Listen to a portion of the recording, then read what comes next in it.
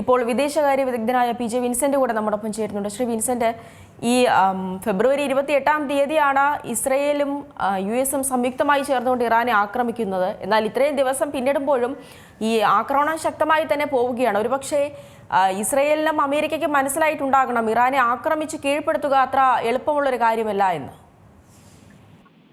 അതെ, ഈ യുദ്ധം വളരെ പെട്ടെന്ന് അവസാനിക്കും എന്നുള്ളതായിരുന്നല്ലോ കരുതിയിരുന്നത്.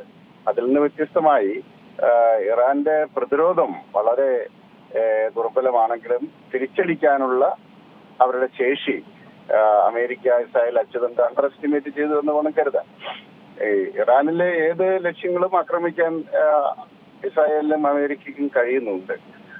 അതേസമയം പ്രതിരോധിക്കാനുള്ള, തിരിച്ചടിക്കാനുള്ള ഇറാന്റെ ശേഷി ഒട്ടും ദുർബലമായിട്ടില്ല എന്നുള്ളതാണ് സമീപകാല സംഭവങ്ങളെല്ലാം സൂചിപ്പിക്കുന്നത്. ഏറ്റവും അവസാനമായി തെക്കൻ ഇസ്രായേലിലെ നെഗവ് മരുഭൂമിയിലെ ഒരു ചെറു പട്ടണമായ ഡിമോണയ്ക്ക് സമീപമുള്ള ഷിമോൺ പെരസ് ആണവ ഗവേഷണ കേന്ദ്രത്തിന് സമീപത്താണ് ഇറാൻ മിസൈൽ ആക്രമണം നടത്തിയത്. ഇതിൽ നിരവധി ആളുകൾക്ക് പരിക്കേറ്റിട്ടുണ്ട്. അപ്പൊ ഇത് സൂചിപ്പിക്കുന്നത് തന്ത്രപ്രധാനമായ ഇസ്രായേലിലെ ആണവ കേന്ദ്രങ്ങൾ പോലും കൃത്യതയോടുകൂടി ആക്രമിക്കാനുള്ള ശേഷി ഇപ്പോഴും ഇറാൻ ഉണ്ട് എന്നുള്ളതാണ്. അതോടൊപ്പം ഹോർമൂസ് കടലിടുക്ക് തുറക്കാനുള്ള ശ്രമങ്ങൾ ഒന്നും വിജയിച്ചിട്ടില്ല. അതിനിടയിലാണ് 48 മണിക്കൂറിനകം ഹോർമൂസ് കടലിടുക്ക് തുറന്നില്ല എങ്കിൽ വലിയ പ്രത്യാഘാതമുണ്ടാകും എന്ന് അമേരിക്കൻ പ്രസിഡന്റ് ഡൊണാൾഡ് ട്രംപ് പറഞ്ഞിട്ടുള്ളത്. അപ്പോൾ എന്തായാലും എന്താണ് അതിന്റെ പ്രതിഫലനം എന്ന് ഇപ്പോൾ പറയാൻ സാധിക്കില്ല. പക്ഷേ ശാക്തിക ബലാബലത്തിൽ വലിയ മാറ്റം വന്നിട്ടുണ്ട്.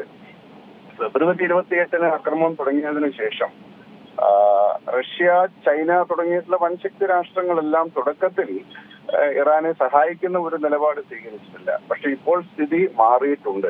ഏറെക്കുറെ കൃത്യതയോടുകൂടി മിസൈൽ ആക്രമണങ്ങൾ നടത്താൻ ഇറാന് സാധിക്കുന്നത് ഇസ്രായേലിൽ നിന്നുള്ള, റഷ്യയിൽ നിന്നുള്ള തന്ത്രപ്രധാനമായ വിവരങ്ങൾ, ഉപഗ്രഹ അധിഷ്ഠിത വിവരങ്ങൾ ഇറാന് ലഭിക്കുന്നത് കൊണ്ടാണ്. ശക്തമായ പിന്തുണയുമായി ചൈനയും അവരുടെ പിന്നിൽ അണിനിരന്നിട്ടുണ്ട് എന്നതാണ് കിട്ടുന്ന ഒരു വിവരം. അപ്പോൾ അതുകൊണ്ടാണ് ഈ ഇറാന്റെ പ്രതിരോധം ഇത്ര ശക്തമായി മുന്നോട്ട് പോകുന്നത്. അപ്പോൾ ഒരു വൻശക്തി രാഷ്ട്രങ്ങൾ അണിനിരുന്ന ഒരു യുദ്ധമുഖം അവിടെ തുറന്നു വന്നിരിക്കുന്നു എന്നതാണ് ഏറ്റവും പ്രധാനപ്പെട്ട കാര്യം. അതോടൊപ്പം യുദ്ധത്തിൽ പങ്കുചേരാനുള്ള ട്രംപിന്റെ ആഹ്വാനം നാറ്റോ അംഗങ്ങൾ സ്വീകരിച്ചിട്ടില്ല. ഹോർമൂസ് കടലിടുക്ക് തുറക്കാൻ ചൈന അടക്കമുള്ള രാജ്യങ്ങൾ ഇടപെടണമെന്ന് പറഞ്ഞ ട്രംപിന്റെ അഭിപ്രായത്തിന് യാതൊരുവിധ വിലയും ചൈനയും കൽപ്പിക്കുന്നില്ല. ഇങ്ങനെ ഹോർമൂസ് കടലിടുക്ക് അടച്ചത് മൂലമുണ്ടായിട്ടുള്ള പ്രതിസന്ധി ലോകരാജ്യങ്ങളെല്ലാം അനുഭവിക്കുന്നു. അത് തുറക്കാനുള്ള ശ്രമങ്ങളെല്ലാം തന്നെ ഇപ്പോൾ പരാജയപ്പെട്ടു. ഇനി അമേരിക്ക ഒറ്റയ്ക്ക് സൈനിക നടപടി സ്വീകരിച്ചുകൊണ്ട് ഹോർമൂസ് കടലിടുക്ക് പിടിച്ചെടുക്കുക എന്നുള്ളത് മാത്രമാണ് പോംവഴി. അത്തരം സന്ദർഭത്തിൽ പോലും ഞങ്ങൾക്ക് താല്പര്യമില്ല ഈ മേഖലയിൽ, അത് ഞങ്ങളുടെ ഏരിയ അല്ല, ഹോർമൂസ് കടലിടുക്ക് ഞങ്ങൾക്ക് ആവശ്യമില്ല എന്ന പ്രസ്താവന ട്രംപിന്റെ ഭാഗത്തുനിന്ന് ഉണ്ടാകുകയും ചെയ്തിരിക്കുന്നു. അപ്പൊ എന്തായാലും വളരെ സങ്കീർണമായിട്ട് ഈ വിഷയങ്ങൾ മാറിയിരിക്കുകയാണ്. പക്ഷെ യുദ്ധം കൂടുതൽ മേഖലയിലേക്ക് വ്യാപിക്കുന്നു എന്നുള്ളതാണ് ഏറ്റവും പ്രധാനപ്പെട്ട കാര്യം. ഇനി ഗൾഫ് രാജ്യങ്ങളിലെ ഡീസലിനേഷൻ പ്ലാന്റുകൾ ലക്ഷ്യം വെക്കുമെന്ന് താൻ പറഞ്ഞിട്ടുണ്ട്. അങ്ങനെ കൂടെ സംഭവിച്ചാൽ കുടിവെള്ളം മുട്ടുന്ന ഒരു സാഹചര്യവും കൂടി ഉണ്ടാകും. 9 മില്യൺ 90 ലക്ഷത്തിനും 1 കോടിക്കും അടുത്ത് ഇന്ത്യക്കാരും അവിടെയുണ്ട് ഈ ഗൾഫ് രാജ്യങ്ങളിൽ. അപ്പോൾ അവിടെ ഉണ്ടാകുന്ന ഏത് ക്രൈസിസും ഭാരതീയരെയും ബാധിക്കും. ഏതായാലും യുദ്ധം കൂടുതൽ വ്യാപിച്ചിരിക്കുന്നു. 14 രാജ്യങ്ങളിലേക്ക് ഇതിനകം ആക്രമണങ്ങളും സംഘർഷങ്ങളും ഒക്കെ ഉണ്ടായിട്ടുണ്ട്. അതിനപ്പുറത്തേക്ക് റഷ്യ അടക്കമുള്ള രാജ്യങ്ങളുടെ, വൻശക്തി രാഷ്ട്രങ്ങളുടെ ശക്തമായ ഇടപെടലിന്റെ സൂചന കൂടി ലഭിക്കുന്നുണ്ട്. അപ്പോൾ യുദ്ധത്തിന്റെ ഒരു വ്യാപനത്തിലേക്കാണ് ഇപ്പോൾ കാര്യങ്ങൾ നീങ്ങുന്നത്. അതെ, ഇപ്പോൾ ഈ ഊർജ കേന്ദ്രങ്ങൾ തകർക്കുമെന്നുള്ളൊരു ഭീഷണി കൂടെ US-ന്റെ ഭാഗത്തു നിന്ന് വന്നിട്ടുണ്ട്. അങ്ങനെയാണ് എന്നുണ്ടെങ്കിൽ ശക്തമായ തിരിച്ചടിയും ഉണ്ടാകുമെന്നാണ് ഈ ഇറാനും പറഞ്ഞിട്ടുള്ളത്. അതായത് US-ന്റെ എല്ലാ ഊർജ്ജ അടിസ്ഥാന സൗകര്യങ്ങളും ലക്ഷ്യമിടുമെന്ന് ഇറാനും പറയുകയാണ്. ഈ രീതിയിൽ കൂടെ ആക്രമണങ്ങൾ നടക്കാനുള്ള ഒരു സാധ്യത എത്രത്തോളമുണ്ട്? അല്ല, അത് തന്നെയാണ് ഇപ്പോ ഇസ്രായേലിന്റെ ആണവ പ്ലാന്റിന് സമീപം ഇറാൻ ആക്രമണം നടത്തിയത്. അവരുടെ എണ്ണ പ്ലാന്റുകൾ, എണ്ണ ശുദ്ധീകരണശാലകളും അതുപോലെ എണ്ണ ഖനന കേന്ദ്രങ്ങളും ആക്രമിച്ചുകൊണ്ടുള്ള പ്രതിഫലനം എന്ന നിലയ്ക്കാണ്.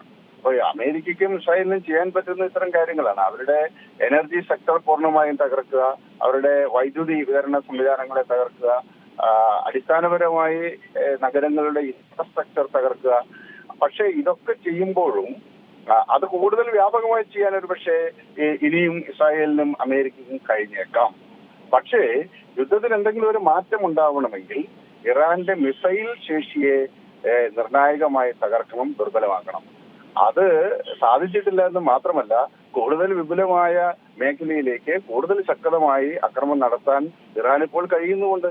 അപ്പൊ അത്തരമൊരു സാഹചര്യത്തിൽ ട്രംപിന്റെയും അല്ലെങ്കിൽ ഇസ്രായേലിന്റെയും സംയുക്തമായ ഭീഷണിക്ക് കാര്യമായ അർത്ഥമുണ്ട് എന്ന് തോന്നുന്നില്ല.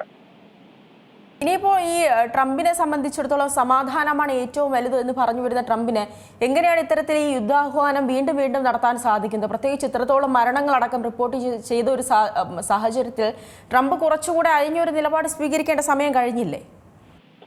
തീർച്ചയായിട്ടും കഴിഞ്ഞു. ഞാൻ സമാധാനത്തിന്റെ വാക്താവ് എന്ന നിലയ്ക്കാണ് ഇപ്പോഴും പറഞ്ഞുകൊണ്ടിരിക്കുന്നത്.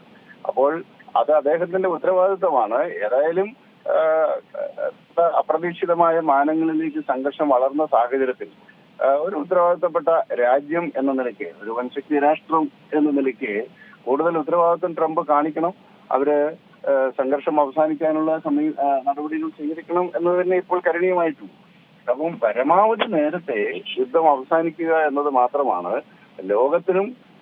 ലോകത്തിന്റെ താല്പര്യത്തിനും അതുപോലെ ആ മേഖലയുടെ സുരക്ഷിതത്വത്തിനും കരണീയമായിട്ടുള്ളത്.